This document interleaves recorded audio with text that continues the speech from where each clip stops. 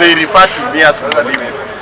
Yeah, I followed my younger brother's contribution, and I differ with them in very many aspects. First, when he stands here and then tells us that Baba needs 6, or Baba needs 11.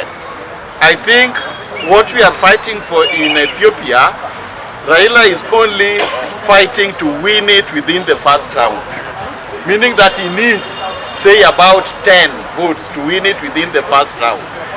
But it's like my predecessor is actually not capturing that. In fact, the only countries that have declared support for that Djibouti candidate, I think, are only 2 countries, Egypt and Somalia, and maybe his own country, Djibouti. Meaning that he's starting at 3. Meaning that he's starting at 3 votes. But countries that have already declared support for Raila Odinga, I think there are more than 17 who have declared we are going to support him. So the battle there is Raila Odinga to win it within the first round. Note that he's having lesser votes than the Djibouti candidate. Then he also talked about African leaders, that when they hear that, I don't know, there's a problem in Kenya, there's corruption in Kenya. What are you talking about?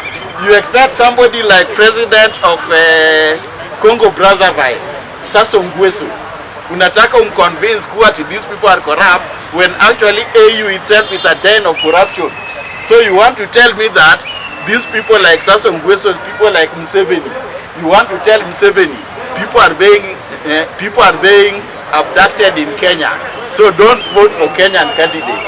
Atakwambia bullshit. What is happening in Kenya is very little compared to what is happening in Uganda. So that is a den of corruption. So the issue of corruption is nothing there.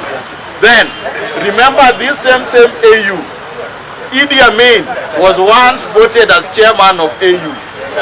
If they could accept Idi Amin as a chairman, how about Raila Odinga? So integrity is not an issue at all. Issue of integrity, if it was the citizens of Africa who are voting, it will have been different. But it is the leaders of Africa who are voting, and we know these leaders, nearly all of them are corrupt. Then when you talk about, I don't know, the Anglophone, Francophone, those are things that no longer matter in Africa. They don't matter. This is issue of interest of leaders, personal relationship between leaders. Like you cannot tell me that President Ramaphosa can fail to vote for Raila Odinga because SADC has said that we are voting our own. It will depend on personal relationship between Raila Odinga and these leaders, Uhuru Kenyatta and these leaders, and even William Ruto and these leaders. So what matters is the charisma of Raila Odinga himself. How many votes can he bring just on his own as Raila Odinga? How many votes can maybe Uhuru Kenyatta as former head of state also bring on the table? How many votes can William Samoei Ruto, the current president, bring on the vote? But the issue of Francophone, I don't know, the Arab-speaking nation, that one doesn't matter at all. Those doesn't matter. For me, I can give Raila Odinga around 80% probability of winning it within the first round. And if he doesn't win it in the first round, automatically the first round he wins it.